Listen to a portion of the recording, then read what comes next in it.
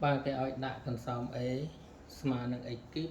បូក 3x ការ៉េដល់ 7x បូក 3 ជាផលគុណកតា អញ្ចឹងយើងសង្កេតឃើញថាកន្សោម A នេះគឺមាន4តួដែលផ្ដើមដោយគីបបាទបន្ទាប់មកតួទី2វាធ្លាក់មកការ៉េតួទី3ធ្លាក់មក x ហើយនឹងតួទី4គឺលេខសុទ្ធ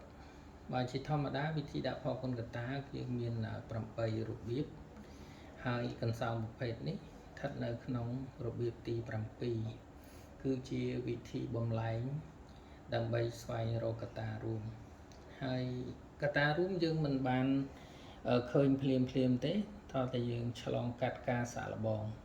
ហើយវិធីសាស្ត្រនៅក្នុងការសាកល្បងហ្នឹងគឺគេឲ្យតម្លៃទៅ x បាទអាចឲ្យ1អាចឲ្យ2ឬក៏ដក1ដក2ហើយការឲ្យនេះនៅក្នុងគោលបំណងដើម្បីរកតម្លៃ x ណា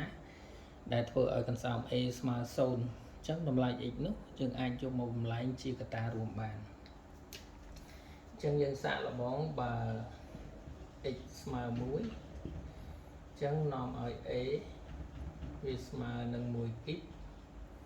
បូក3គុណនឹង1ការ៉េដក7គុណនឹង1បូកនឹង3បន្ទាប់មកយើងធ្វើការគណនា1គីបស្មើ1ដដែលបូក3គុណនឹង1ការ៉េ1ការ៉េ1គុណនឹង3គឺ3ដដែលហើយដក7គុណនឹង1គឺដក7ដដែលបូកជាមួយនឹង3បន្ទាប់មកយើងគណនាបាទ1បូក3 4 4ដក7ឃើញដក3ដក3បូក3ស្មើ0ចឹងតម្លៃ x ស្មើ1នេះជាតម្លៃដែលធ្វើឲ្យកន្សោម A ស្មើ0យើងអាចយកមកបំលែងជាកតារួមបាននៅក្នុងការបំលែងហ្នឹងគេបោះ1ពីអង្គទី2មកអង្គទី1មកឃើញ x ដក1คล้ายទៅជាកតារួមបាទកន្សោមទាំងកន្សោមខាងលើនេះយើងយកកតា x ដក1ជាកតារួមដោយយើងចាប់ផ្ដើមសរសេរកតា x ដក1មកហើយយើងគិតមើលថាតើមុខកតារួមកតា x ដក1នេះយើងដាក់ x ស្វ័យគុណប្រមាណដើម្បីគុណជាមួយនឹង x ទៅដូចតួទី1គឺ x គីបអញ្ចឹងយើងត្រូវដាក់ x ការ៉េបន្ទាប់មកយើងគុណ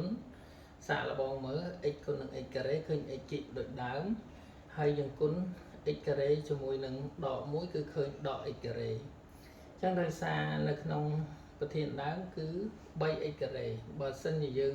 គុណមកចេញដក x ការ៉េតើត្រង់នេះយើងដាក់ប្រមាណដើម្បីឲ្យស្មើនឹងបូក 3x ការ៉េវិញមានន័យថាយើងត្រូវដាក់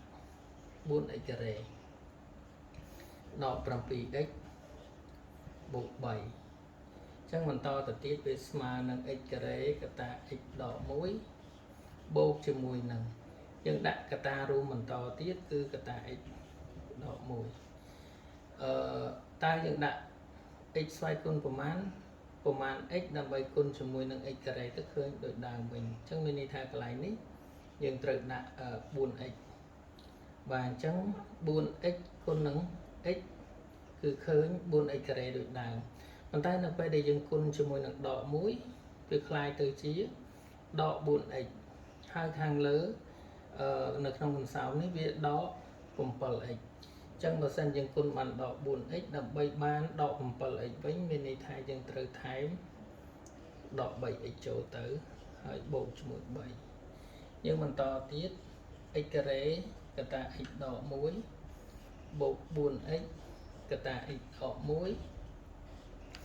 បាទសម្រាប់តួ2តួចុងក្រោយនេះ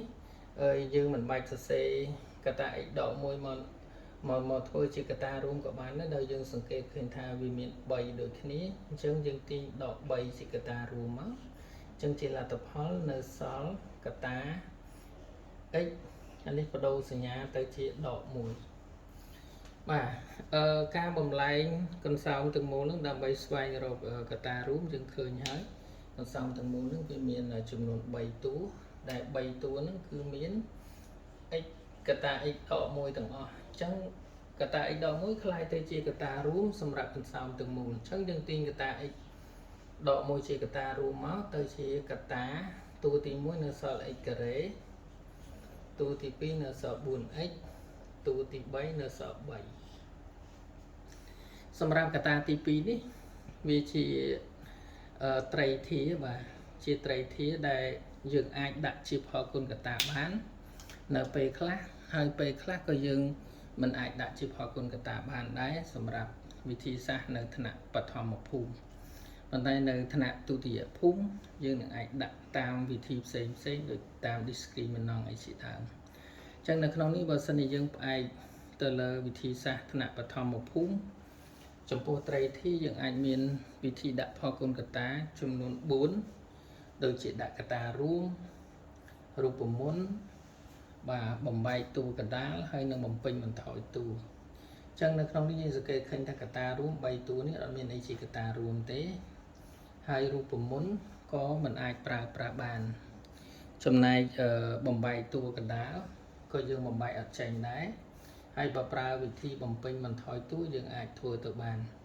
គ្រាន់តែថាបាទនៅក្នុងលំសោមហ្នឹងវាមិនមែនជាចំនួនគត់ទេតម្លៃដែលបានមកអញ្ចឹងបើសិនជាយើងចង់បានផលគុណកតាក្នុងកម្រិតនេះយើងយកតម្លៃហ្នឹងជាចម្លើយតែបើសិនជាចង់បំបែកបន្តទៀតយើងអាចឈានទៅមួយដំណាក់កាលទៀតដោយប្រើវិធីបំពេញនិងបន្ថយតួបាទសូមអរគុណ